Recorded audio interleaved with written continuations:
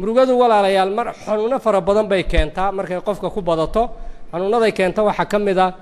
xanuunka gastriga la yiraahdo oo xanuun daran ah oo ganka caloosha googooya oo dheecanadu markay ku bataan waa fikirku markuu qofka ku bato uu fikiro dheecano uu sii deynaya maskaxdiisu amraysa dheecanadaasina caloosha ay ganka ka gurayaan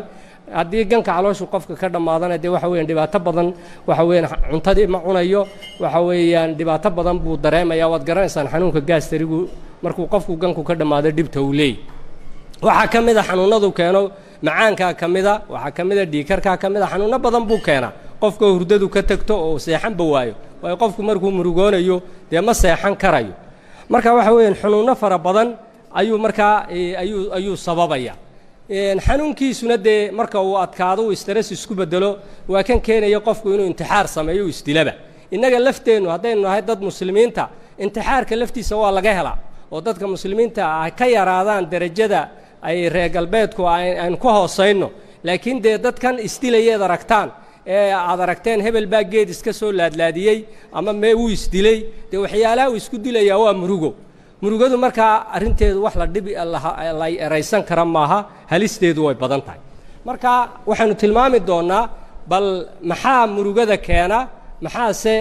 aynu tala ku bixin karaa waxaanu ku bilaabaynaa waa qodobka koobaad horta waxa weeyaan qofku hadduu u maleeyo adduunyadani inay tahay mid lagu raaxaysanayo oo wax walba ku hagaagayaan oo wax walba ay dhegdheg yihiin hadduu sidaa aamino wuu murugoonaya haddaba fariinta koobaad ee aanu u dirayno likulli maxzuunin wa mahmuum qof kastoo murugaysan oo mahmuuma waxaynu leenahay adduunyadu sidaad mooday maaha adduunyadani waa ibtilaa iyo imtixaan waa inaad ogaato haddaad taa fahmi weydo waxa kugu dhalanaya inaad murugooto markastood aragto in si arrimuhu aanay u soconin sidii aad ugu tala gashay oo imtixaan ku haysto oo dhibaato ku haysto oo kolba meel laga taabanayo markaad aragto haddii aanad fahansanayn in dabeecadda adduunyaduba sidan tahay waad murugoonaysaa laakiin si aanad u murugoonin waa inaad taa horta ogaataa ilaahay baa tilmaamay subxaanahu wa tacaala axasiba annaasu an yutrakuu an yaquuluu aamanna wahum laa yuftanuun ولقد فتنا الذين من قبلهم فلا يعلمن الله الذين صدقوا ولا يعلمن الكاذبين إلهي سبحانه وتعالى وحو ليهي waxay moodayaan dadku in sidaa lagaga tagayo oo aan la imtixaamayn intay adduunyada joogaan maya waa la imtixaamaya sida loo imtixaamay kuwii ka horeeyayba xikmadda ka dambaysa in dadka la imtixaamana maxay tahay in la kala ogaado qofka saadiq ee run sheegaya iyo qofka beenaalaha in la kala ogaado waayo haddii dadka imtixaan laga qaadi waayo la garan maayo qofka naajixa ee si fiican cilmigii u garanaya iyo qofka kale la kala garan maayo shayga qofka lagu kala soocaa waa imtixaanka marka waa in la imtixaama fitnadu waxa la yiraahdaa af carabiga waa marka wax la dhalaaliyo dhalaalintu waxa weeyaan waad ogtihiin macdanta marka la dhalaalinayo ee dabka lagu gubo waxa kala baxa macdanta saafiga ah ee dahabka iyo aan ahayn ayuu dabku kala saara imtixaankan adduunyada dadka lagu qabanaya ee helaya wuxuu kala saaraya dadka wanaagsan iyo dadka xun qofkii maal baa la siinaya waa la eegaya bal inuu sadaqa bixiyo bal inuu masaakiinta u naxariisto bal inuu qofkii waxa la siinaya geesinimo iyo calool adayg baa la siinaya bal inuu jidka ilaahay ku jihaado qofkii waxa weeyaan madaxtinimo loo dhiibaya bal inuu cadaalad sameeyo qofkii waa la imtixaamaya oo waxa lagu imtixaamaya adduunyada marka waxa weeyaan qof kasta oo murugaysan oo moodayay inay adduunyadani tahay mid raaxo leh ha ogaado adduunyadu inay tahay mid ibtilaa iyo imtixaan qodobka labaad ee laga yaabo qofku inay murugo ku keento adduunyada jacaylkeeda weeyaan qofku inuu adduunyadan jeclaado uu wax qiimo leh oo weyn u qaato kadibna uu adduunyada daba ordo markuu daba ordana wixii uu heli waayo inuu u murugoodo inuu xoolo raadiyo inuu daba ordo kadibna wixii markuu waayo ay murugo ku keento taasi si aanad u murugoonin waxaanu leenahay oo inu fariin u diraynaa qof kasta oo u murugaysan adduunyada waxaanu leenahay adduunyada aad u murugoonaysaa maaha mid qiimo leh mid qiimo leh maaha waayo inayna qiimo lahayn maxaa u daliila waxaa u daliila in rabbi subxaanahu wa tacaala adduunyada uu siiyo cidduu jecel yahay cidduu necab yahay labadaba yacni waxa weeyaan hadday qiimo leedahay ma siiyeen cidda uu necab yahay gaal ma siiyeen oo waxa weeyaan ilaahay subxaanahu wa tacaala waad aragteenoo gaal buu siinayaa muslim buu siinayaa mu'min buu siinayaa cid walba waa siinaya nabiguna calayhi salaatu wasalaam wuxuu tilmaamay adduunyadu hadday qiimo lahaan lahayd inaanan kaafirku kabasho biyaa laga siiyaan low kaanat iddunya tacdilu cinda allahi janaaxa bacuuda maa saqaa minha kaafiran shurbata ma haddii adduunyadani ay qiimo ilaahay agtiisa ka yeelan lahayd maxay ahaydee nin kaafira koob biyaa lagama waraabiyeen sidaa daraaddeed baa gaalada loogu ballaadhiyey maadaama aynay adduunyadu qiimoba lahayn marka waxa weyn adduunyadan aad u murugoonayso yaa mahmuum yaa maxsuun waxaad ogaataa inaanay qiimo lahayn ilaahay agtiisa wax qiimaa inaanay ka lahayn marka wax loo murugoodo oo la isku wareeriyo inaanay ahayn maalin maalmaha ka mid a cabdillaahi ibnu mascuud ayaa wuxuu sheegayaa waxaan u gallay buu yidhi nebiga canaama rasuulullaahi sala allahu calayhi wasalam calaa xasiirin faqaama rasuulullaahi sala allahu calayhi wasalam waqad ahara fii janbihi yani waxa weeyaan wuxuu yidhi cabdillahi ibnu mascuud waxaan u gallay nebiga calayhi salatu wasalaam isagoo ku seexday bacaw isagoo ku dul seexday cawdaasi waad garanaysaan oo tan iminkaa jilicsan may ahayn waxay ahayd caw markaa waxaan ka samaysan qoryo oo laysku shax la iskaga dhigay nebigu markuu ku seexday dhinacyada ayay ka qabatay kadibna waxay arkeen nebigii oo dhinacyadii uu ku hurday dee cawdii ay ka raad ay ku samaysay waxay ku yidhi yaa rasuula allah allaa natakhida laka witaa'a malan kuu samayno furaash maxaan furaash haddaan kuu samayno ka warran nebigu muxuu yidhi maa lii walidunya maa ana fi dunya ilaa karaakibin istadalla taxta shajara uma raaxa wa tarakaha wuxuu yidhi nebigu calayh salatu wasalaam markay saxaabadu ku yidhahdeen rasuulkii ilaahayow aanu furaash kuu samayna waa kanoo dee cawda aad ku seexanaysaa waa tan ku raadaysay waxa weeyaan dee waxa weeyaan intaa aan kuu samayno nebigu wuxuu yidhi calayhi salatu wasalaam aniga adduunye maxaana kala galay haddii wuxuu yidhi adduunyo anigu adduunyada iyo waxaan ka dhiganahay qof nin musaafira oo safar ku jira oo cadceed kulaylka ka hadhsaday geed hoostii kadibna markii uu hadhkii qorraxdii yara qabowday ka dhaqaaqay meesha in kaasidaasoo kale aan ka dhiganahay meel loo samaysto markaa furaash ma jooga buu yidhi nebigu calayh salatu wasalaam meel loo samaysto furaash ma joogo qofka markaa xaaladdaa ku jira marka uu geedka hadhsanayo ma kala jecla inuu kartoon ku seexdo iyo inuu ma garanaysaaye hadduu doono ku seexdo dhulkaba iskaga seexdo muddadaa yaree kooban ee uu meeshaa joogo uu nasanayo waayo wuu og yahay meeshan inuu ka tegayo inaanu meeshan ku nagaanaynin maadaama uu og yahay waxa weeyaan wixii uu ku seexdaaba isaga macno lama samaynayso waxa weeyaan sidaa daraaddeed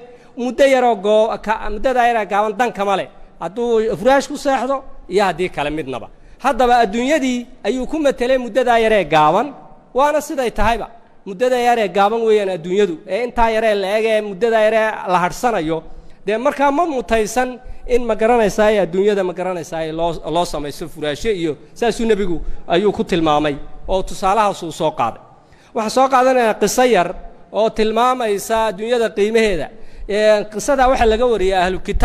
kitaabka waxyaalahay wariyaan waxaa la yidhi ama hana beeninina hana rumaysanina waxa weyn haddaad beenisaan dee ahlu kitaab weeyaan oo cilmi bay sheegayaan haddaad rumaysataan boqolkiiba boqolna waxa weeyaan dee waxa weeyaan waxyaalo beenay mararka qaarkood ku daraya qisada ahlu kitaabku warinayaan waxay sheegaysaa nebillaahi ciise iyo waxa israacay nin yahuudiya markay israaceen ay safar bay wada gelayeen ninkii yahuudiga ahaa wuxuu sahay u sitay 2 canjeero ayuu sahay u sitay nebi ciisena xabad canjeero u sitay kadibna waxay yidhaahdeen aan isku darsanno aynu sidaa ku wada safarno kadib way wada dhaqaaqeen markay wada dhaqaaqeen ay muddo socdeen ayay meel fadhiisteen nebillaahi ciise salaad buu galay markuu salaaddii galay ayuu yahuudigii intuu nebigu salaadda ku jiray ayuu xabaddii canjeerada ahayd ee dheeraadka ahayd buu cunay markuu cunay ayuu nebi ciise salaaddii ka baxay uu soo fadhiistay wuxuu yidhi inoo soo dhig cuntadii aynu cunne kadibna ninkii yahuudigii xabad canjeero keliyuu la soo baxay markaasuu yidhi oo sawdigii sitay 2-3 canjeera markaasuu yidhi maya xabadaasun baan sitay ciisow xabaddaa keliyun baan sitay wuu dafiray kadibna wuxuu yidhi masaasay ahayd haa waaye xabaddaada cunaana xabaddeedaysii sidii baa markaa nin walba xabaddiisii ku cunay way socdeen kadibna markay muddo socdeen ayaa waxay arkeen nin indhala ayaa ka hor yimid ninkii indhaha lahaa ayaa nebi ciise la hadlay wuxuu yidhi haddii aan indhahaaga ilaahay kuu baryo oo indhahaagu kuu soo noqdaan ilaahay ma ku xamdii lahay wuxuu yidhi haa waan ku xamdii laha kadibna nebi ciise intuu ilaahay baryey ayuu indhaha ka masaxay ilaahay inuu indhihiisa u soo celiya buu u weydiiyey ilaahay indhihiisii buu u soo celiyey ninkii yahuudigii mucjis u arkay wuu yaabay subxaana allah buu yidhi markaasuu yidhi ilaaha mucjisadaa ku tusay baan kugu dhaariyey miyaanad laba canjeera miyaanad sidan markaasuu yidhi mayana xabadun baan siday isagoo mucjisadii arkay eeg adduunye jacaylka waxay ka gaadhay inuu xabad canjeeraa jeclaado waxa uu yidhi masaas ahaa ina mari wuu dhaqaaqay kadibna way socdeen waxay socdaanba waxay arkeen deerayal oo meel socota deeradii yarayd bay markii dambe ayuu u yeedhay nabiyullaahi ciise way u timid markaasuu wuxuu yidhi wuu qabtay wuu gowracay hilibkeediiba wax ka cuneen intii soo hadhay ayuu wuxuu yidhi qum biidni illaah idanka ilaahay ku kac mucjisooyinka ilaahay dee ciise siiyey oo qisadani inay dee aynay ka hor imanaynin diinta waxa waa dee ilaahay mawdka inuu idanka ilaahay ku nooleeyo indhaha ku soo celiyo dee waxay ka mid ahayd mucjisooyinkii nabiyullaahi ciise la siiyey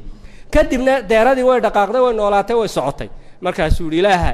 deeradaa aad arkaysa mucjisada kutusaan kugu dhaariyey khubistii xabaddii saddexaad xaggeed marisay markaasuu yidhi wallaahi xabadun baan sitay maxabadun baad sidatay way socdeen waxay socdaanba waxaa ka hor yimid meel webigii baa xidhay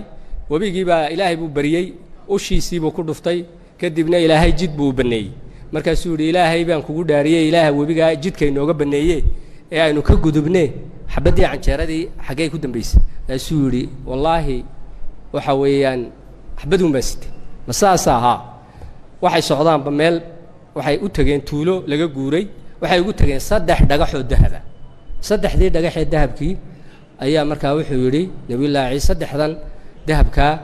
mid anigaa iskale midna adaa leh midna waxa le ninkii xabadda khubista saddexaad cunay ee saaxib khubsu thalith yani khubiska saddexaad qofkii cunaa qaadanay markaasuu yidhi anigu ahaa qofka cunay yani waxa weyn adduunye jacayl wuxuu yidhi anigaa ayaa cunay ma adigaa cunay ha saddexdoodaba qaaduu yidhi uu iskaga tegey markuu ka tegey ayaa isagoo dul fadhiya oo wuxuu ku sameeyo garan la si uu qaatana garan la dhagaxanta waaweyn ee bahalo buuro oo dahaba ayaa waxa uu yimid 3 nin waxay arkeen nin kaliya oo dahab dul fadhiya way qabteen way gowraceen way dileen kadibna way tashadeen waxay yiraahdeen 3dan waynu kala qaadanaynaa laakiin mid kamid ah inoo soo qaado cunto ay nooga soo qaado tuulada mid bay direen waxay yiraahdeen tuulada inooga soo qaad intuu sii maqnaa way tashadeen waxay yiraahdeen ninkaasi intuu maxaayad markuu soo noqdo aynu dillo si aynu labadeena u qaadano dahabkan sidii bay ku go'aansadeen isaguna intuu sii socday ayuu sii tashaday wuxuu yidhi nimankaasi si aad adigu dahabka keligaa u qaadato waa inaad labadaa nin cuntadan u keenayso u sumaysaa sidii buu yeelay cuntadii oo sun lu soo qaaday kadibna markuu cuntadii sidaa u soo dhigay ayay labadii nin ninkii dileen iyaguna cuntadii bay cuneen iyaguna way dhinteen nabiyullaahi ciise soo dul maray 4 nin oo meeyda oo dul yaalo dahabyadii dul yaal markaasuu yidhi haakada tafcalu dunya biahliha adduunyadu haddaba ehelkeeda saasay u gashaa marka waxa weeyaan adduunyo horta wata adduunyada macnaha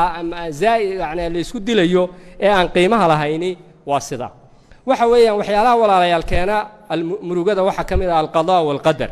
ilaahay subhanahu wa ta'ala markuu wax xukumiyo ee uu qadaro qadartiisu dhacdo kulli muruga ay imanaysa waa masiibatul mawt haday dhacdo waxaan shaki ku jirin inuu qofku murugoonayo ama qofka qaraabadiisa dhimanaya ama wiilkiisa dhimanaya ama waalidkiisa dhimanaya ama qof jeclaabo dhimanaya ama si kale masiibo kale u dhacaysa guriga gubanaya wax masiibo ilaahay qadaray ayaa dhacaysa taasi waxay keenaysaa walaalayaal murugo qof kasto inaga mideena way ku keenaysaa laakiin si ay murugadu kaaga khafiifto waxa loo baahan yahay qofku marka iimaanka qalbigiisa dago istaqarra al-iimaanu biqalbi murugadu way ka yaraanaysaa uu qadarka ilaahay iyo qadaa wa qadari markuu u hoggaansan yahay uu aaminsan yahay waxani waxa ilaahay qadaray oo xagga ilaahay ka yimid oo markasta dhacaya inay tahay qadar iyo qadaagu cid kasta way ku dhacaysaa nin ay seegaysan male ninkay maanta ku dhacdo nin ay u soo socoto nin walba waa ku dhacaysaa intuu adduunyada joogo marka waxa weeyaan marka iimaankaagu qalbigaagu iimaanka dago al qadaa wal qadar uu ka mid yahay lixda iimaanka uu ka mid yahay wuxuu uga mid yahay xanuunkiisa inaad u hoggaansato oo la rumeeyo iimaankii bay ka mid tahay marka waxa weeyaan markuu qofku iimaankiisu sidaa u weynaado murugadiisu way ka yaraanaysaa ilaahay subxaanahu wa tacaala waa tilmaamay ما أصاب من مصيبة في الأرض ولا في أنفسكم إلا في كتاب من قبل أن نبرأها إلهي سبحانه وتعالى وحد المامي ما أصيبه دولك مصيبكم دعضو أما النفتي نبكم دعضو إلا وحل قري إنتان حتى لا إذن أبورن يعني إذن كبجريتان كي نقار أي الله أبوري قال إنكي قرينا وإنجيجي wax ma garanaysaa ay muruga soo celinaysa ma hadaad murugooto hadaad ooydo hadaad wax kasta samayso waxba kama taraysid murugadu adun bay ku dhibaysaa adun bay ma garanaysaa xanuun kugu haysaa adigu bay ma garanaysaa murugadu ma garanaysaa kugu keenaysaa xanuuno iyo ma garanaysaa dhibaatooyin kugu keenaysaa waxay soo kordhinayso murugadu male marka qofku inuu u hogaansamo alqadaa'u llaahi wa qadari maxaa la gudboon waa sabr inuu ku sabro marka masiibada hadduu qofku masiibada ku sabro ilaahay subxaanahu wa tacaala fadli fara badan iyo ajir fara badan buu ka helay oo sabirka ajirka laga hela waa ka weyn yahay fadliga laga helo waxyaalaha kale oo dhan waayo waxyaalaha kale markuu rabbi subxaanahu wa tacaala diinteenna waxay sheegaysaa ajirka waxa la labanlaabaa 10 jeer qaar waxa la laabaa 700 jeer laakiin markii laga hadlayay sabirka innamaa yuwaffa as-saabiruuna ajrahum bighayri xisaab ilaahay subxaanahu wa tacaala wuxuu tilmaamay ajirka waxa la siinayaa qofka sabra ajirkiisu wuxuu noqonayaa mid bilaa xisaab ma balahaba qofka masiibadaasi intay ku dhacdo ku sabra ee ilaahay qadarkiisa u hogaansama ee yiraahdo inna lillahi wa inna ilayhi raaji'uun allahumma ajirni fi musibati wakhlufni khayran minha qofka yiraahda qofkaasi ee sida cinda sadmati al-ula marka ugu horeysa ee dhibta ku dhacdo sida u hogaansama ajirka uu helayo xisaab male ilaahay baa yaqaan ajirka uu qofkaasi helayo marka waxa weeyaan sabirkuna waxa la yiri sidoo nabigu tilmaamay kaleey salaatu wasalaam waa cinda sadmati al-ula maalmaha kamida ayuu nabigu arkay haweeney ooyeysa markaas wiil ilmo yar baa ka dhintay wuxuu ku yiri iska sabir buu yiri nabigu kaleey salaatu wasalaam markaas ay ku tiri maxaan samraa waari dhaafay tiri waxa weeye masiibada aniga igu dhacday baan kugu dhicine dhaafay tiri marka iyadu may garanaynin inuu nabiga ahaa kadibna markuu iskaga socday ayaa loo sheegay lagu yiri qofkaad sidaa ula hadlaysay ma garanaysay markaas sidii may garanay isuu nabigi Allah markaas ay ka daba tagtay rasuulka ilaahay oo raalli ahaa kuma aan garanaynin nabigu wuxuu kaleey salaatu wasalaam as-sabru 'inda sadmati al-ula sabirku waxa weeyaan sabirka ajirka laga helayo biqayr xisaab lagu helaya waa ka marka ugu horeeya ee masiibada kugu dhacdo aad ku sabirto ee aad tiraahdo inna lillahi wa inna ilayhi raaji'uun allahumma ajirni fi musibati wa khlufni khayran minha gabadha laydaa salama ayaa waxa ka dhintay zawjkeedii oo abu salama oo ay jeclayd oo ay aad u jeclayd oo nin qiimo badan aha kadibna waxay tidhi waxaan akhriyay ducada allahumma ajirni fi musibati wa khlufni khayran minha kadibna waxaan isweydiiyay tidhi talow qalbigaan iska weydiiyay talow abu salama yaa ka khayr badan oo heli lahayd laakiin waxaan idhay tidhi dib male ducadani waa duco nabiga ka soo aroortay inaanu hogaansama waa waajib waa inaan akhriyaa sidii bay ku akhriday kadibna salama muddo kadib yaa soo doontay nabiga kaleey salaatu wasalaam ayaa soo doontay marka qofku markuu sidaa ugu sabro ee ducada akhristo uu allahumma ajirni fi musibati wakhlufni khayran minha wax ka khayr badan masiibada igu dhacday bedelkeeda rabbigayo si marka tiraahdo ilaahay subhanahu wa ta'ala sida u sabirto ee sadmada ugu horeysay kugu dhacda dhibta ilaahay sida ku waafajiyo waxa weeyaan ilaahay subhanahu wa ta'ala waxa weeyaan wax khayr badan ayuu kuugu bedelaya walaalayaal risaalada ama fariinta afraad ee aan u dirayno likulli mahmuumin wa mahzuun waxaynu leenahay likulli mahmuun oo ka murugaysan kalaamu naas waxyaalaha murugada keena waxa kamida hadalka dadka inay ku xantaan inay ku ceebeeyaan inay wax ka sheegaan inay ku dhibaan oo hadal kugu dhibaan waxyaalaha keena kalaamu naas waxa kamida wax murugay keenta day dadku had iyo jeer waxaanad ahayn kugu sheegaan oo wax ka sheegaan oo cirdigaaga ku dhacaan waad ogtihiin oo murugay nagu keenta qof kastaba waxa weeyaan dadku way hadal badan yihiin waxa weeyaan taasina waxa weeyaan murugay kugu keenaysa hadaba maxaa ka dawaa waxa ku dawaa horta waa inaad ogaato kalaamu naas inaana cidina ka badbaaday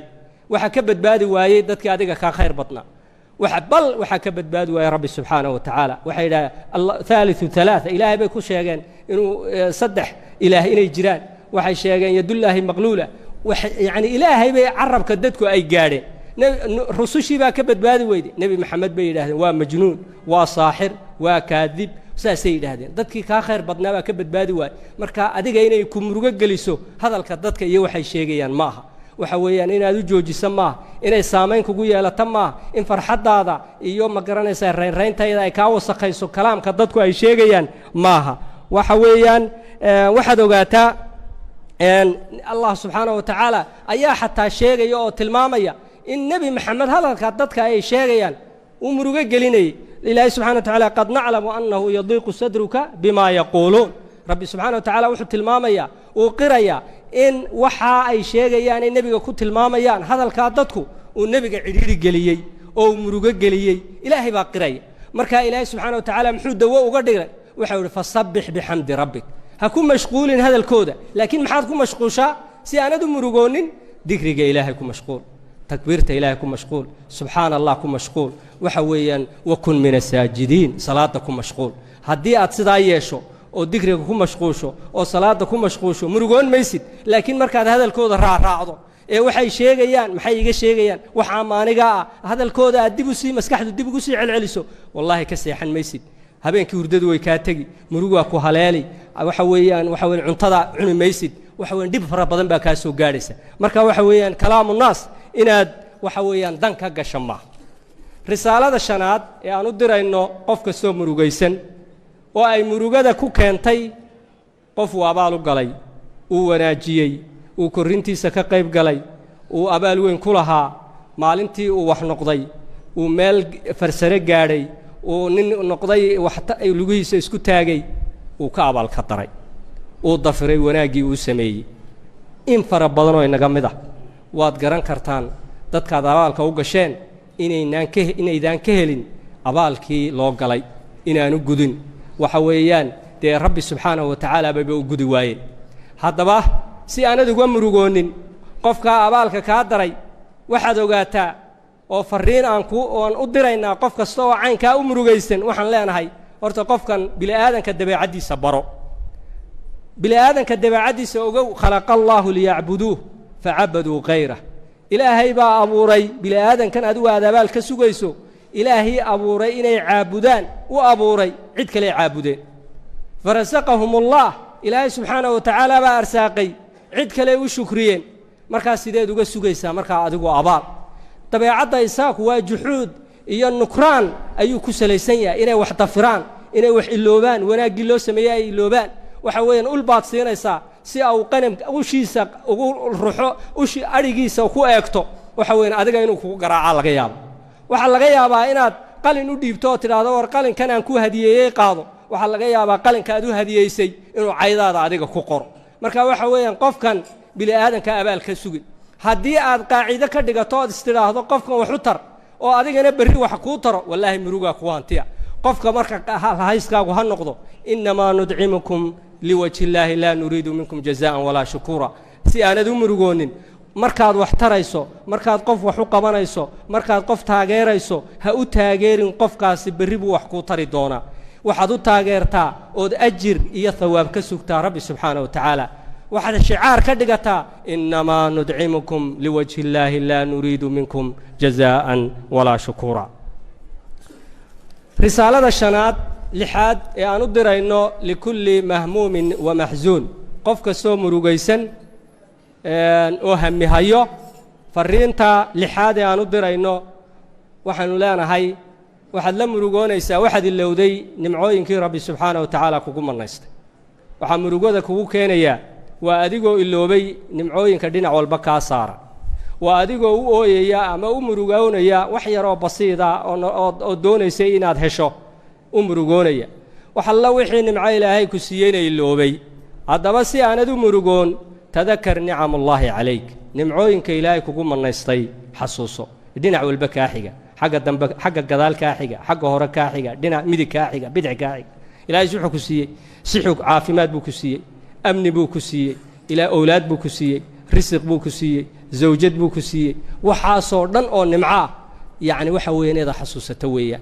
وحو إلهي كسيه الحادكي بكورة ما يسترى وحاصر نمعاه إن حسوسة توية وحد أكتاي هديم يأكل فضودها إن هذا دقوا حركته يدو ضدك قارين دلايهين miyay kula fududahay inaad wax maqasho iyadoo dadka qaar ay dhagala yihiin miyay kula fududahay inaad lugahaaga ku socoto oo adimadaada cuskato iyadoo dadka qaar ay lugala yihiin miyay kula fududahay inaad habeenkii seexato hurdada ka bogato iyadoo dadka ay qaar hurdada loo qaraadheeyay xanuun haya awgeed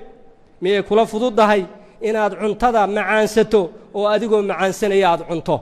iyadoo dadka qaar cuntada loo qaraadheeyay xanuun haya awgeed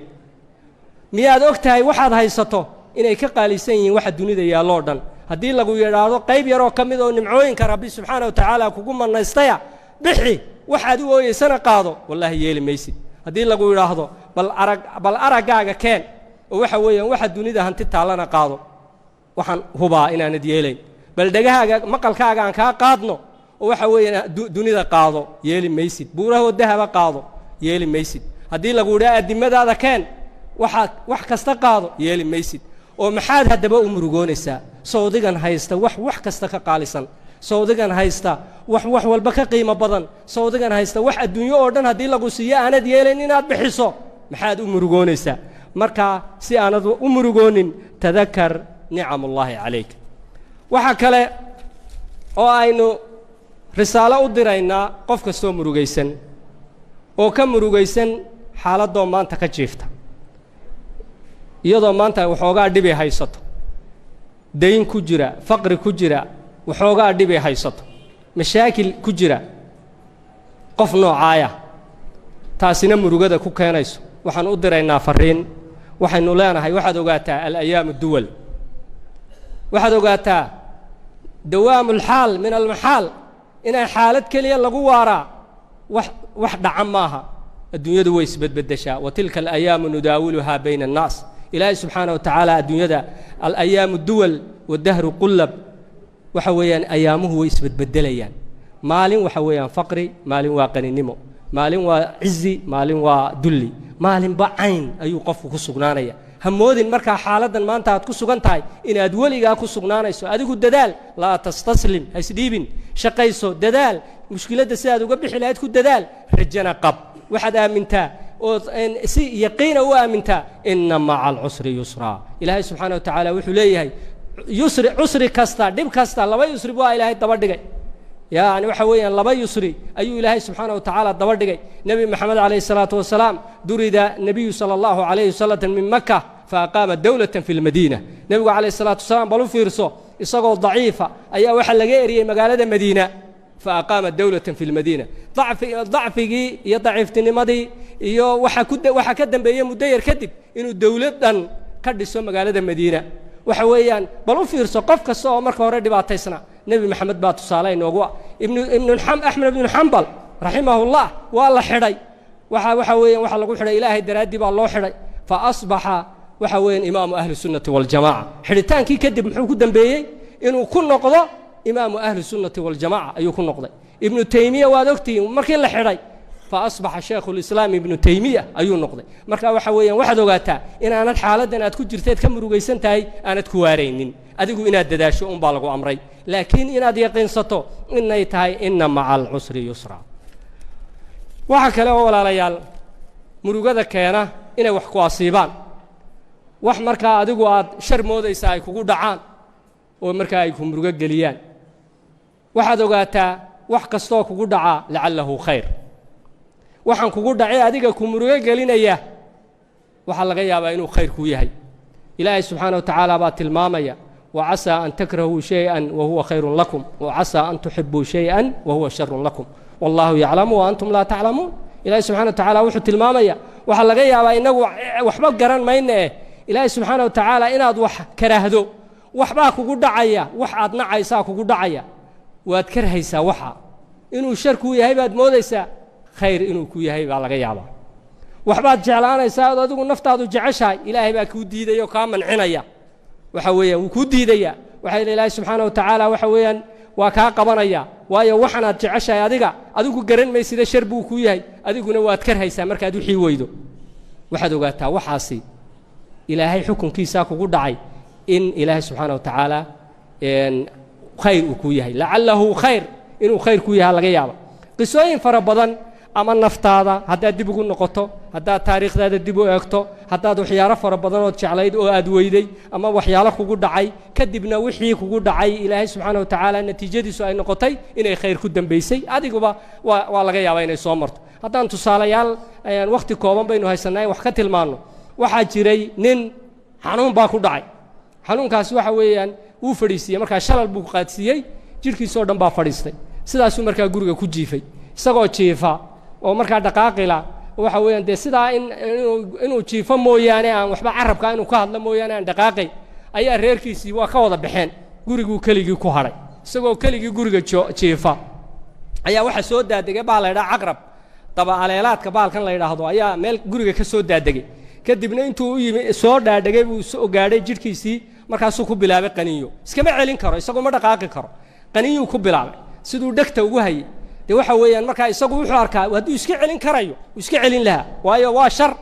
waa wax dee dhibaato qaniyuu ku hayaa uu iska celin lahaa laakiin uu iska celin kari waayo siduu u qaniinayay uu dhegta ugu hayay ayaa markii dambe xubin kastoo jidhkiisa ka mid way dhaqaaqday subxaana allah xubin kastoo jidhkiisa ka mid ilaahay dawo uu soo diray baa ayuu ka dhigay lacalahu khayr ilaahay subxaana wa tacaala xanuunkii iyo qaniyadii kululayd ayaa ilaahay subxaana wa tacaala uga dhigay khayr ninkii waaba kacayba jidhkiisii oo dhan baa dhaqaaqay kadibna markuu kacay reerkiisii isagoo guriga dhex meeraysanaya ayaa reerkiisii soo noqdeen waxay arkeen ninkii ay ka tegeen isagoo meyd oo iska jiifa oo gurigii dhex socda subxaana allah way yaabeen way u qaadan waayeen yacni waxay ku noqotay arrin mucjisaa sida ay dee innagaba inoogu noqon lahayd qof aad ku ogeyd xaaladda oo xaaladdaa aad ugu soo noqotay lacalahu khayr maxaa khayr u noqday wixii uu shari moodayy waxaa kaloo dhacday nin wasiira ayaa wuxuu ahaa nin ma garanaysaa khayr badan kelmad kasta ama wax kastoo dhaca muxuu odhan jiray lacalahu khayr waxaa laga yaabaa inay khayr tahay ninkii boqorka ahaabaa maalin maalmaha ka mida wax asiibay gacantay wax ka asiibeen dhaawac baa kaga dhacay kadibna wuxuu yidhi lacalahu khayr waxaa laga yaabaa inay khayr kuu tahay maya dhakhtarka markii la geeyey ayaa la yidhi xal kale male ilaa in lagu gooyo mooyaane lama daweyn karo kadibna ninkii saaxiibkii ahaa ee boqorka saaxiibka u ahaa ee muraafiqa u ahaa baa wuxuu yidhi lacalahu khayr ninkii boqorkii waa xanaaqay wuxuu yidhi bal ninkan eeg sharba arrintan igu dhacday buu igu wiirsanayaa wuxuu leeyahy lacalahu khayr xaguu khayr ku jiraa fartii baaba la igoynayaayoo dawo loo waaye waa ninka xidha buu yidhi askar buu ku daro jeelkaa la geeyey markii jeelka lagu sii goodayna wuxuu yidhi lacalahu khayr waxaa laga yaabaa xidhidda la xidhayaana inay khayr tahay kadibna ninkii boqorka ahaa wuxuu jeclaa baa la yidhi inuu ugaadhsi tago uu ugaadhsi tegi jiray oo meelahaasuu u ugaadhsi tegi jiray kadibna xuduuddii mamlakadiisa ayuu ka baxay meeshii uu maamulayay buu ka baxay wuxuu galay niman cawaana oo cidday qabtaanba ilaahye ay leeyihiin u gowraca ayuu gacanta uga galay kadibna markay qabteen ayaa waxay u geeyeen ninkoodii boqorkii waxay yidhahdeen ninkanaan soo qabannay ilaahyadeennaynu gowracayna oo inu ugu dhowaanayna kadibna wuxuu yidhi waa saxe bal horta intaydaan gowricin ilaahyadeenna uma suubadaan dadka ma dhaawaca leh ama jidhkooda aanu saliimka ahayn waxaan jidhkiisu saliim ahayn uma suubado in loo gowraco ilaahyadeenna oo loogu dhowaadee bal ninkay naga eega ninkii baa la eegay waxaa la eegay inay fartiisu go-an tahay markaasuu yidhi mar hadday fartiisu go-an tahay naga sii daaya uma suubanaya buu yidhi kadibna sidii ayuu ninkii lagu fasaxay uu soo noqday ninkii wuxuu ku soo noqday xaggiisii markuu soo noqday ayuu wuxuu yidhi ha loo yeedho buu yidhi ninkii jeelkaa laga soo daayey waa laga soo daayey markaasuu yidhi wixii aad sheegaysay arrintii aad sheegaysay maalintii ee aad lahayd lacalahu khayr waan arkay buu yidhi way dhacday fartii maalintii go'day khayr bay noqoto nolosheedii bay badbaadisay laakiin adiga laftaadu markii aad jeelkaa lagugu sii waday waxaad tidhi lacalahu khayr maxaad uga jeeday wuxuu yidhi waxaan uga jeeday dee haddii aanan aniga laftaydu aanad i xidhi lahayn oo aanad jeelka i geyn lahayn waan ku raaci lahaa markaan ku raacana aniga jidhkayga dee dhaawac buu lahaayoo jidhkaygu saliim ma ahayn dee waxa weeyaan waxa dhici lahayd in aniga dee markaa lay gowraco oo ilaahyadaa laygu dhowaado laakiin anigana waxaa khayr u noqotay inaan kaa hadho jeelkaa aad igu hubsatay ayaan aniguna ku badbaaday lacalahu khayr marka waxa weeyaan wax fara badan oo ina asiibaya oo inagu dhacaya nolosheenna asiibaya waxaad ogaataa inuu khayr ku yahaa laga yaabaa laakiin adigu ma garanaysid ilaahay subxaana wa tacaala waa garanaya xikmaddiisa waxaan tilmaamaynaa qodobka kale oo aynu farriin kale oo aan u dirayno likulli mahmuumin wa maxzuun qof kastoo murugaysan waxaan halkan uga diraynaa farriin kale qofkaasoo ka murugaysan wixii ka tegey iyo waxa soo socda u murugaysan waxyaalaha murugada keena waxaa ka mida walaalayaal inuu qofku ka murugoodo wixii tegey uu had iyo jeer maskaxdiisa ku soo celceliyo wixii xumaaday wixii ka qaldamay wixii dhibaatadii dhacday wixii isagu qalad ku sameeyey wixii lagu sameeyey waxaasoo dhan wax dhacay oo hore u dhacay inaad ka murugooto inaad ka murugooto mustaqbalkaaga iyo siduu noqon doona muxuu ku dambayn doonaa waxaasi may ku hagaagi doonaa waxaas inaad ka murugooto haddaba si aanad u murugoonin labadaa arrimoodba jadwalkaaga ka saar waxaad ka saartaa wixii tegey ka saar maa faata faat wixii tegey wuu tegey ma soo noqonayaan waa wax dhintay wax hagaagaya male wax muruga hagaajinayso iyo inaad ka warwarto midna maaha jadwalkaaga waa inaad ka saartaa wax tegay oo dhan waa inaad jadwalkaaga ka saartaa wax soo socdo oo dhan kaliya adigu waxaad leedahay saacadda aad nooshahay maalinta aad nooshahay oo kaliya aad leedahay ma ogid bari inaad gaadhayso sidoo Cabdullah ibn Umar yiri fa idha asbahta fala tantadir al-masa fa idha amsayta fala tantadir al-masa wuxuu yiri nabiga wuxuu yiri Cabdullah ibn Umar waxa uu yiri hadii aad waagu ku bariyo galabta sugin waayo waxa iman doonta maalin intuu waagu ku bariyo aanad galabta gaadhay marka gabalku ku dhacana waaga ha sugin inta marka adigu aad nooshahay kaliya baad leedahay adigu awoodaada saar maalintaad nooshahay waqtigaaga ka faa'iideyso maalintaad nooshahay cilmi baro maalintaad nooshahay sagaal khushuuc la tuko maalintaad nooshahay dadka si fiican ihsaan ugu samee maalintaad nooshahay mandarkaaga iyo aragtidaada wanaaji maalintaad nooshahay wax inta aad nooshahay baad kaliya ku leedahay xayaatada aad leedahay waa maalinta kaliya yoomuka waa inaad qaadataa qaacido la yiraahdo yoomuka waa inaad juhdigaaga dadaalkaaga waxaad leedahay oo dhan isku geysaa maalinta waayo maalintii ka tagtay malihid maalinta soo socotana malihid garan maysid inaad leedahay yeen kale marka waxa weeyaan waxyaalaha murugada kugu keenaya ee wax tagay iyo wax soo socda labadaba jadwalka ka saar kaliya awoodda isku keen maalinta haddii aad doonayso mustaqbalkaagu inuu hagaago waxaad awoodda saartaa maalinta aad joogto wax qabadkaaga quraan akhriso khushuuc salaad la khushuucda tuko maalinta aad nooshahay awooddaada isku keen haddii aad sidaa yeesho mustaqbalkaaga dambe haddaad si noolaato waa hagaagaya maalinta berrina sida aad samayso maalinta ku xigta sida aad samayso oo aad qaacidada ku dhaqanto waxaad keenaysaa inaad yoomuka haddaad qaacido ka dhigato in aanad murugoonin oo ma garanaysaa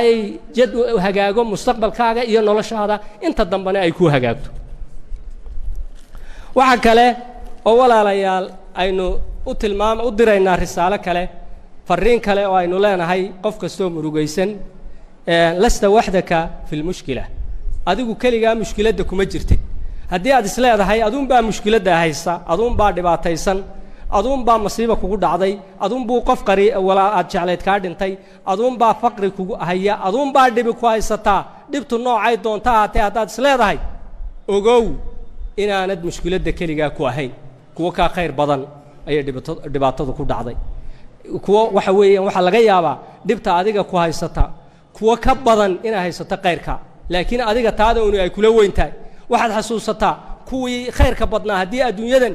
nin cid laga saamaxayo dhibta oo mashaakilada cid laga saamaxayo rusushii baa laga saamaxilaa waad ogeed nabiyullaahi nuux dhibta soo gaadhay 950 sano ayay qoomkiisu dhibayeen uu dacwad ugu yeedhayay uu hoos ula hadlay uu kor ula hadlay uu habeenkii ugu yeedhay uu maalintii ugu yeedhay waxa weeyaan intaas oo dhan la dhibayay oo 950 sano nabi nuux la dhibayay nabiyadoo nabi ibraahim waad aragteen dhibta soo gaadhay nabiyullaahi dabba lagu riday waxa weeyaan waxa loogu ridayna waxa weeyaan xaq uu sheegay bay ahayd waxa weeyaan nabiyullaahi maxamed dhibta haysatay waad ogeyd marka adigu xageed joogtaa lasta wahdaka fil mushkila haddaad u yeegto mujtamaca iyo bulshada ku nooshahay dad fara badan oo kula mid ah oo aad ogtahay ayay dhibaato haysataa waxaad eegtaa adduunyada dhibta ku haysata cid ka haddaad adigu mesela gacan laadahay qaar baa labada gacmood bala haddaad indhalaadahay qaar baa indhalo oo dhagala haddaad lugalaadahay qaar baa magarada afar tabala waxa weeyaan qof kasto ay dhib haysato waxa jirta qof dhibtiisu ay ka sii badan tahay marka waxaad ogaataa lasta wahdaka fil mushkila qaacidada waa inaad qaadtaa anigu kaligay mushkilada ma ima haysato dad fara badan bay ila haysataa shayguna markuu weheleeyahay de waxa weeyaan murugadiisu way yaraataa laakiin dhibtu markaad ku kaliyaysato dhibteedu way badan tahay waxa kale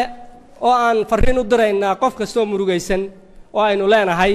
si aanad u murugoonin waxyaalaha murugada keena waxa kamid ah inay fikirkaagu noqdo mid salbiga waxa la yiraahdaa fikirkaagu mid xun haduu noqdo fikirku waa laba qaybood waa mid iijaabi iyo mid salbiya fikirka iijaabiga fikirka wanaagsani wuxuu keenaa farxad wuxuu keenaa maqransaayay inaad wax fiican rajayso ayuu keenaa kadibna farxad buu kugu abuuraa laakiin markaad wax xun ka fikirto eed mustaqbal xun rajayso eed isleedaa wallahi adduunyadu way madowdahay wallahi waxaasi suuragal maaha waxaasi mushkiladaas dhacaysa fikirkaagu markuu xumaado waxa dhacaysa inay mushkiladu kugu badato inay murugadu kugu badato si aanay hadaba murugadu kugu badin waa inaad noqotaa qof positive ah qof dhinaca wanaagsan wax ka eega shayga markuu arko xagga wanaagsan u qaada fikirka fiican ka qaata fikirka fiican aad qaadayso rajuu ku gelinayaa farxad buu ku gelinayaa laakiin markaad dhinaca xun wax ka eegto eed sida xun u fikirto fikirkaa xuni muruguu kugu beeraya murugadaasi markaa si ayna kugu beeriyin waa inaad ku dadaashaa afkaarta xunxun maskaxdaada inaad ka sifayso ood ka dadaasho ood u diiddo inaad si xun u fikirto inaad waxun ka fikirto inaad diiddo daraase cilmiya baa la sameeyey oo lagu sameeyey bal fikirka xuni saamaynta uu qofka ku yeesho fikirka xuni khatar weeyaan yani waxay ku tilmaameen culimadu ama nimanka daraasaadka sameeya sida beerta haramaha u taqaanaan waxa weeyaan waa xashiishka ka soo baxay aan beerta ahayn haddii galley la beerayo waxa aan galleyda ahayn ee tigaada iyo waxyaalaha kale ee ka soo agbaxaya waxa la yidhaha waa haramahaasi wuxuu keenayaa nafaqadii iyo hawadii iyo wixii fiicnaa wixii oo dhan ayuu la wadaagayaa wixii loogu geedkii la beerayay kadibna geedkii wuu dharayaa oo wuxuu noqonayaa geed aan taabagelin buu noqonayaa si markaa geedkaas uu taabagalo haramaha laga dhameeya si uu keligii ugu kaleystay hawada iyo waxa adiga maskaxdaadu waa saasoo kale haddii maskaxdaada afkaar xunxuni ka buuxsanto waxa weeyaan waxa yaraanaya waxtarkaagii baa yaraanaya intaajiyadaadii baa yaraanaysa horumarkaagii baa yaraanaya waayo waxa weeyaan waxa tahay awoodaadii iyo fikirkaagii fiicnaa ayaa waxa qaybsaday afkaar xunxun baa kula hadhay waxyaalo xunxun baad ka fikiraysaa mar walba fikirkaa xunina wuxuu keenay inaad daqaaqi weydo ood horumar samayn weydo tallaabadaad qaadaba waxaad u aragtaa inay xun tahay waxaad is leedahay tani suuragal maaha waad ka joogsanaysaa murugay ku gelinaysaa haddaad isdharaa ganacsi gal waxaad is leedahay wallaahi ganacsigaasi khasaaro ayuu ku dhow yahay muruguu ku gelinayaa waad ka joogsanaysaa afkaarta xunxuni dhibaatay kugu haynaysaa daraasaday sameeyeen maxay tahay waxay sameeyeen yani saameyntay ku leedahay 3 nin bay soo kaxeeyeen awoodoodu ay tahay waliba nimanka ciyaara kubadaha ee awoodda badan leh marka waxa la qiyaasay inta quwadoodu ay tahay 107 waxay noqdeen 100 dheeraad rodol bay noqdeen markii la qiyaasay awoodoodu ay noqotay kadibna waxa la sameeyay waa la jiifiyay meel baa la dhigay afkaar xunxun baa loo waxyooday waxa laga dhaadhiciyay in waxaasi dhacayaan sida ay wax yihiin waxyaalo xunxun baa maskax looga sheekeeyay kadibna muddo kadib ayaa waxa la qiyaasay hada waa daraasad run ah oo camaliya waxa la qiyaasay mar dambe ayaa awoodoodii dib loo qiyaasay waxa la ogaaday ilaa 29 ilaa awoodoodii hoos ugu dhacday kadib ayaa waxa la sameeyay mar labaad ayaa fikrad ijaabi ayaa loo waxyooday inay wax hagaagayaan wax walba awoodoodii kor u kacday inay awood badan yihiin inay xoog badan yihiin inay cid ka awood badan jirin wax fikrada fiican ayaa loogu waxyooday kadib baa dib loo qiyaasay waxa la arkay hadana quwadoodii inay kor ilaa 140 ay kor u gaadhay marka waxa weeyaan fikirka xun ee aad ku fikirtaa wuxuu kugu keenayaa inuu murugo kugu keeno inuu wax horumarka ka hor joogsado inuu wax qabadka ka hor joogsado inuu kula haro ayuu sida haramuhuba u beerta ula haro waxa kale oo walaalayaal murugada keena dadka had iyo jeer ku dhibaya marka qodobkii hore hadalka dadku ahaa laakiin dad toos ku dhibaya oo maxay dhibaato kugu sameynaya dadka ma garanaysaay maxay ahayd ducafada ah had iyo jeer ama qaraabaha noqdaan ama walaalaha noqdaan waxa weeyaan in walba waxa ku wareegsan dad dhibaato badan dadka dhibaatada kugu badan lihi yaani ku muruga gelin waxa la sheegaa bahalkan yeeyga la yiraahdo wuxuu ka mid yahay baa la yiri xayawaanada kuwa ugu xoog badan kaynta marka laga hadlayo ayuu ku jira xayawaankaas yari cilmi baa laga qaadanaya cilmigaasi waxa weeyaan dhibaatada ay ku sameeyaan xayawaanada yaryari kama xan qaato dan kama galo حتى هدي يقول يمادان رقضة وهايستو ويسكجت تجاو رقضة يقول يمانيان وكذا قاقيا وحليه مركا وحوين محن وقت يقول له منا يا ضد عفاء وان كأود بدنا هاي محنا نقول وقت يقول له منا يا مركا وحفر بدن إن فر بدن وين نجمدا واحد دباتين نقول هاي ضد كاد عفاء أو أما كعاية أما وحوين دباتك وقول سمين يا أما وحي عدو ترتخ خسارين يا dad waxa jira had iyo jeer dhibaato inagu haya dadkaasi maxaad kaga badbaadaysaa haday ku caayaan inaanadu jawaabin waxa weeyaan in shaacira ayaa wuxuu lahaa wa idha nataqa safihu fala tujibhu fa khayru ijabatihi sukutu yani qofka saxiifka ah marka uu ku caayo uu kula hadlo waqti inaad kullu misama inaad u jawaabto waxa weeyaan inaad ka aamusto aamuska aad ka aamusayso ayaa kaaga khayr ayaa jawaab la siiyo waxa ugu khayr badan inaad ka aamusto laakiin haddii aad la hadasho ood la tirsato waxa weeyaan waa kula sii tara wuu sii kusii waxa weeyaan dhibaatadii baa kugu sii badanaysa isaguna waxa weeyaan de waa nin jaahilana ka garheli mayso waidaa khaatabahum aljaahiluun qaaluu salaama waxa weeyaan markay jaahiliintu hadlaan inaad salaama tidhaahdo oo aad iska dhaafto taasina sida lagaga badbaadiyo murugadoodu waa sida waxa kale oo walaalayaal waxyaalaha murugada keena waxa kamid ah markay dhibtii baynu tilmaanay dhibaato fara badan dadka kugu sameeyay aad cuqdad qaado eed qalbiga wax ugu qabato eed habeenkii wixii kugu dhacay oo dhan soo celiso aad dareento dhibaatadii uu hebel kugu sameeyay wuxuu hebel kugu cayduu ku caayay dhibtuu kugu sameeyay khasaaruu ku gaarsiiyay wixii oo dhan markaad ka fikirto waxa weeyaan wad ka murugootaa oo habeenkii halkii aad hurdo fiican ka seexan lahayd waxaad had iyo jeer soo ceshataa oo maskaxdaadu soo celcelisaa dhibaatooyinkii iyo wixii dadkaasi kugu sameeyeen oo dhan si haddaba aad uga bogsato waxa wanaagsan inaad iska saamaxdo saamix inaad iska saamaxdo ood iska cafiso waxay keenaysaa markaa inaad ka bogsato inaad culayska iska dhigto ood rarka ku saaran dushaada aad iska dhigto ood waxa weeyaan adiga oo caafimaad qaba iska seexato ayay keenaysaa markaa iska saamax saamaxaad walaalayaal maxay ka mid yahay sabirku sidii uu uga mid ahaa waxyaalaha ugu ajri ka badan leh saamaxaadda ood qofka iska saamaxdo dar ilaahay u saamaxdaa waxyaalaha fadliga ugu faraha badan leh lagu gaadhayo ayuu ka mid yahay cid kale oo karaysa walaa yulaqaaha ila aladiina sabaruu walaa yulaqaaha ilaa duu xaddin cadiim waxa uu idfac billatii hiya axsan faida aladii baynaka wa baynahu cadaawa kaannahu waliyun xamiim walaa yulaqaaha ila aladiina sabaruu walaa yulaqaaha ilaa duu xaddin cadiim darajadaa ma gaadho iska saamixidda iyo inuu wixii xumaan wanaag ku bedelo cid samayn karta male ilaa dadka nasiibka wanaagsan mooyaane yani waa darajo sare darajadaa dad tira yarun baa gaadhaya inta kale awood ay ku gaadhaan male